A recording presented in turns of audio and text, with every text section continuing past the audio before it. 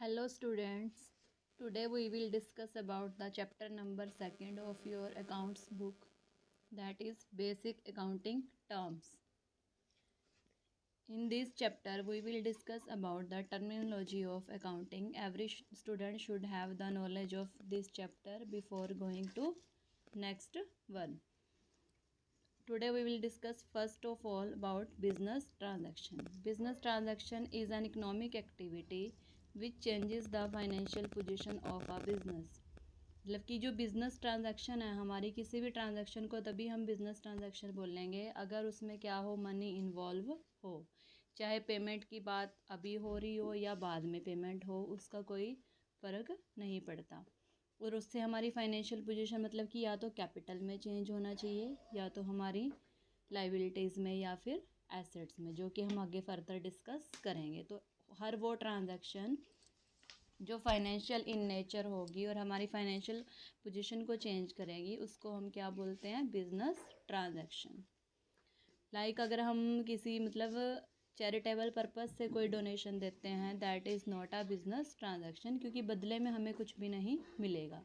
अगर हमें goods sale करते हैं, सामान कुछ बेचते हैं, तो उसके बदले में हमें या तो कैश अभी मिल जाएगी या तो फिर हमें क्या मिलेगी, कुछ टाइम बाद मिलेगी, लेकिन हमारे पास पैसा कभी ना कभी आएगा।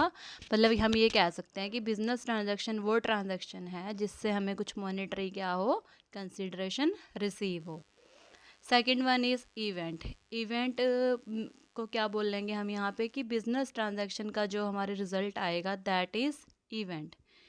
इवेंट क्या हो जाएगा हमारा, जो हमारे ऊपर बिजनेस ट्रांजैक्शन हुई है उसका जो रिजल्ट आएगा वो हमारा क्या हो जाएगा, इवेंट हो जाएगा। तो लाइक देखें, हमने जैसे गुड्स परचेज़ करी, शुरू में बिज़नेस स्टार्ट किया और हमने गुड्स परचेज़ करी, जैसे कि 1 लाख की गुड्स परचेज़ करी और वो हमने सेल कर दी 120 में, तो हमें क्या हुआ बच्चे, वहाँ पे प्रॉफिट हुआ जो 20,000 का, दैट इज़ इवेंट।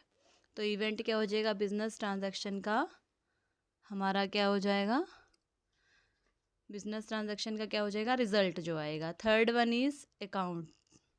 अकाउंट क्या हो जाएगा हमारा, आपको पता ही होगा कि टी शेप का फॉर्मेट होता है अकाउंट का, वन साइड इज़ डेबिटेड और second side is credited.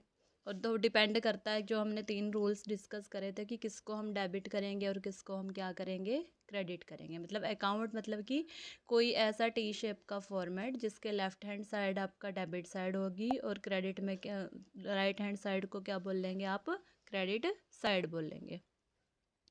Fourth one is amount, meaning of capital. Capital क्या होती है बेटे, कि कैपिटल होती है हमारा, जो हम बिज़नेस स्टार्ट करते हैं उसमें हम जो भी पैसा लगाएंगे, ठीक है। कैपिटल आपकी in the form of cash भी हो सकती है, काइंड भी हो सकती है, बैंक बैलेंस भी हो सकता है। लाइक आपने कोई बिल्डिंग पे काम स्टार्ट किया, अपनी खुद की बिल्डिंग थी, है ना, कैश भी इंट्रोड्यूस किया आपने बिज़नेस में, उससे एसेट्स वगैरह परचेज़ करी, fixed assets like machinery plant, ये सब। तो कैपिटल क्या हो जाएगा आपका, वो सारा पैसा और जो आप सामान मतलब यूज़ करते हो बिज़नेस को स्टार्ट करने के लिए, that is known as capital. Fifth one is drawings. अब जो आपने कैपिटल लगाई, बिज़नेस आपने कोई स्टार्ट किया और जो ओनर ने कैपिटल लगाई, तो उसमें से उसको इन केस अगर बाद में कुछ ज़रूरत रखती है पर्सनल यूज़ के लिए, तो पर्सनल यूज़ के लिए वो जब भी पैसा विड्रॉल करेगा उसमें से, या फिर कैश की फॉर्म में करे, चाहे वो बैंक बैलेंस से करे फर्म के बिज़नेस के, या तो फिर वो क्या करे बच्चे, काइंड में भी कर सकता है ड्राइंग। लाइक आप अगर रेडीमेड गारमेंट्स में डील करते हो तो वो कुछ कपड़े अपने पर्सनल यूज़ के लिए यूज़ कर लेता है ना। या फिर कोई आप फूड आइटम्स में डील कर रहे हो और वो फूड आइटम आप अपने पर्सनल लोगों के लिए भी मतलब यूज़ कर रहे हो, जिनसे कोई मनी में आपको कंसिड्रेशन नहीं मिलने वाला, तो ड्राइंग क्या हो जाएगा आपका, ड्राइंग क्या हो जाएगा आपका, ड्राइंग हो जाएगा कोई भी ओनर ने जो भी पर्सनल यूज़ के लिए पैसा या फिर गुड्स विड्रॉल करी बिजनेस से, दैट इज़ ड्राइंग्स। देन है six one is liability. Liability क्या हो जाएगी हमारी, जो हमने जो पैसा बाहर वाले लोगों का देना है, जैसे हमने अगर गुड्स परचेज़ करी क्रेडिट पे, या हमने कोई एसेट परचेज़ करी मशीनरी फर्नीचर वगैरह, तो उसके बदले में अगर हमने पैसा उसको अभी नहीं दिया, तो हमारी वो क्या हो जाएगी, लाइबिलिटी अराइज हो जाएगी जिसको हम बैलेंस शीट में शो करेंगे जब हम एंड ऑफ ईयर बनाएंगे। तो लाइबिलिटी मीन्स जो भी हमने पैसा बाहर वाले लोगों का पे करना है। तो आप अगेन यहाँ पे डिस्कस कर सकते हैं हम कि जो लाइबिलिटी होती है वो 2 टाइप्स की होती है। One is long term liabilities, second one is current liabilities, मतलब कि नॉन करंट एंड करंट।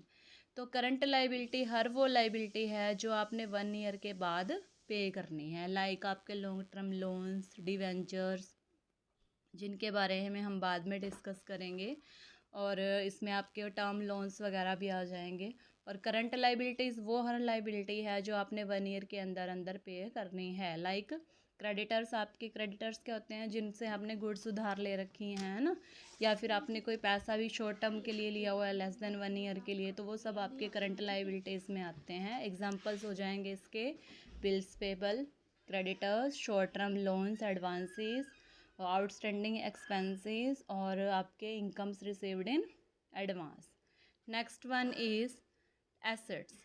तो एसेट्स क्या होती हैं? वो हमारी हर चीज़ जो एक ओनर के पोजीशन में होती है, मतलब बिजनेस के पोजीशन में होती है, मालिक होता है जिसका, उसको हम बोलेंगे एसेट्स। तो एसेट्स भी हमारी क्या हो जाएंगी? 3 टाइप्स की होती हैं। फर्स्ट है आपकी नॉन करंट एसेट्स, ठीक है, फिक्स्ड एसेट्स भी बोलते हैं हम उनको। फिर आपके सेकंड वन है current assets, third one is fictitious assets. तो जो आपकी नॉन करंट एसेट्स होती हैं, फिक्स्ड एसेट्स होती हैं, वो एसेट्स जो हमने मोर देन 1 ईयर के लिए परचेज़ कर रखी हैं और जिनका पर्पस है प्रोडक्शन के लिए फर्दर यूज़ करना बिजनेस में, जैसे कि machinery, furniture, plant, building etcetera. और हमारी जो करंट एसेट्स हो जाएंगी वो हम 1 ईयर के अंदर ही, मतलब जो हमें मनी में रिटर्न मिल जाती है, लाइक कैश में कन्वर्ट हो जाती हैं, ये कह सकते हो आप। जैसे कि वो कस्टमर जिनको आपने क्रेडिट पे सेल कर रखी हैं गुड्स हमने, और जो हमने अभी पैसा उन्होंने नहीं दिया है, तो वो हो जाएंगे हमारे डेटर्स। और जब वो कैश पैसा दे देंगे तो वो हमारे कैश, ठीक है। या फिर अगर वो चेक से पे करते हैं तो हमारा बैंक बैलेंस इंक्रीज़ होगा। लाइक आपके और भी यहाँ पे एसेट्स में आप बता सकते हो करंट एसेट्स में कि क्लोजिंग स्टॉक हो जाता है हमारा, जो at the end of the year हमारा स्टॉक बच जाता है जो हम सेल नहीं कर पाए किसी रीज़न से। और करंट एसेट्स में और आ जाते हैं आपके प्रीपेड एक्सपेंसेस, एक्रूड इनकम्स, ठीक है, इनको हम नेक्स्ट डिस्कस करेंगे नेक्स्ट आगे। उसके बाद है आपकी fictitious assets, third one is. तो हमने इसमें टाइप्स पढ़े कि टाइप्स ऑफ एसेट्स हैं non current, current, third is fictitious. Fictitious हम कह सकते हैं वो एसेट जिनसे हमें फ्यूचर में कोई भी मॉनेटरी बेनिफिट की उम्मीद नहीं है, लेकिन हम उसको बच्चे राइट ऑफ करने के पर्पज़ से बैलेंस शीट के एसेट साइड में शो करते हैं। लाइक आप कह सकते हो इसमें debit balance of profit and loss account. Debit balance मतलब कि जो आपका प्रॉफिट एंड लॉस है वो नॉमिनल अकाउंट होता है, उसका रूल क्या होता है? Debit all expenses and losses and credit all income and gain. तो अगर उसका डेबिट साइड एक्सीड कर जाता है क्रेडिट को तो उसको हम बोलेंगे नेट लॉस।